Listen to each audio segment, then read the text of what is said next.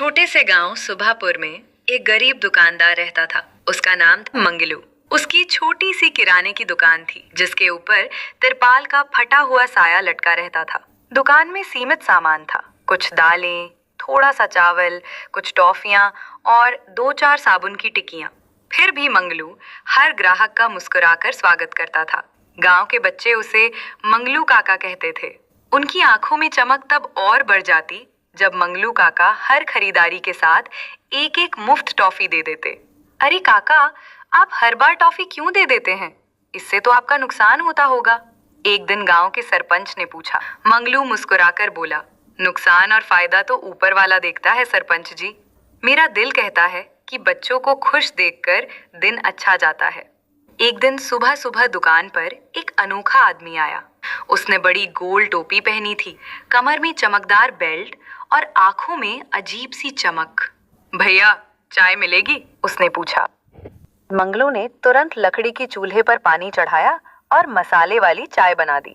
लो भैया, गांव की मिट्टी की खुशबू वाली चाय है।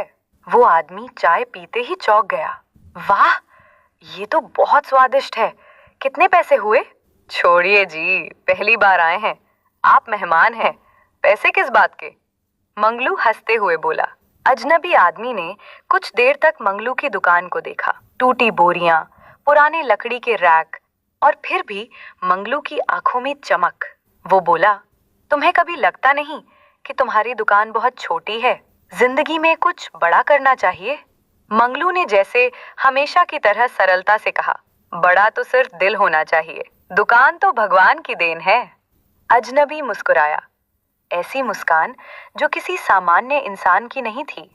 अगले दिन जब मंगलू दुकान खोलने आया तो उसने देखा कि ताला टूटा हुआ था और अंदर चोरी हो चुकी थी।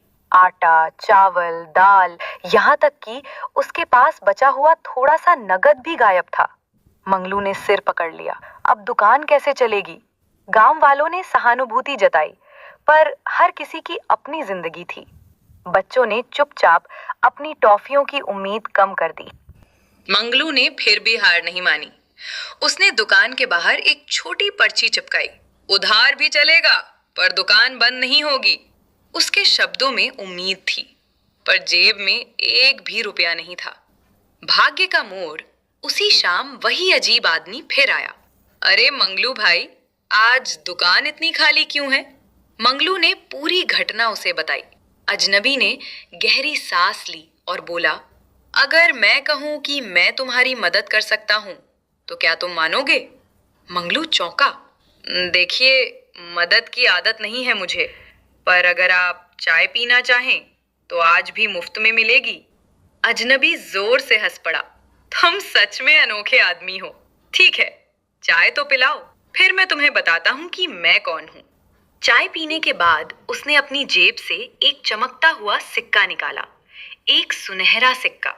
मैं हूं भाग्यदेव और मैं उन लोगों की मदद करता हूं जिनका दिल साफ होता है। ये सिक्का तुम्हारा भविष्य बदल सकता है। मंगलू ने हंसते हुए कहा, अरे भैया, आजकल तो जादू टोना सब टीवी में ही दिखता है, लेकिन आपकी बातें अच्छी लगती हैं। रखिए, चाय का मजा सिक्के से ज्यादा है। भाग्यदेव गंभीर हो गए। इस सिक्के में जादू नहीं, बल्कि एक संकेत है। तुम्हारी नेक दिली ने तुम्हारा भाग्य बदलने का हक कमाया है। कल सुबह कुछ अच्छा होने वाला है। मंगलू ने सिर हिलाकर बात टाल दी, लेकिन दिल में एक हल्की सी उम्मीद अंकुर की तरह उगाई। बड़ी खबर, अगले दिन सुबह सुबह एक बड़ी गाड़ी गांव में दाखिल हुई। उसमें एक नामी कंपनी के 2 अधिकारी थे। वे नए वितरण केंद्र के लिए जगह खोज रहे थे। हमें इस इलाके में एक भरोसेमंद और ईमानदार दुकानदार चाहिए, अधिकारी बोले। गांव के लोग एक साथ बोल उठे, मंगलू काका से बढ़कर ईमानदार कोई नहीं। अधिकारियों ने मंगलू की दुकान देखी। दुकान छोटी है, पर आदमी बड़ा है, एक अधिकारी बोला। उन्होंने मंगलू को कंपनी का आधिकारिक सप्लायर बना दिया। अच्छा मुनाफा, पूरा सामान उधार में और हर महीने निश्चित कमाई। मंगलू की आंखें भर आईं। क्या ये सच में मेरे जैसे छोटे आदमी के लिए है? हाँ, अधिकारी बोले, आपकी ईमानदारी की खबर हमें ऊपर तक पहुंची है। मंगलू ने आसमान की तरफ देखा, जैसे किसी को धन्यवाद दे रहा हो। रात को मंगलू जब दुकान बंद कर रहा था, तब वही अजनबी, अब परिचित, फिर आया।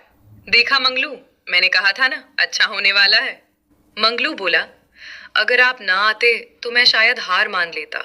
भाग्यदेव ने मुस्कुराया, तुम्हारा भाग्य तुम्हारे दिल में था, मैंने तो बस रास्ता दिखाया। और पलक झपकते ही वो हवा में विलीन हो गया। नया जीवन अब मंगलू की दुकान चमकदार नहीं बनी थी। बच्चों के लिए मिठाइयों का ढेर, गांव के लोगों के लिए सस्ते दाम, और मंगलू की मुस्कान और भी बड़ी।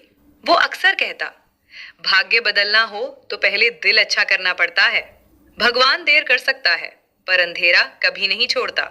गांव में लोग मंगलू काका की कहानी सुनकर अपने बच्चों को कहते, ईमान से काम करो मंगलू काका जैसा, तब भाग्य खुद चलकर आएगा।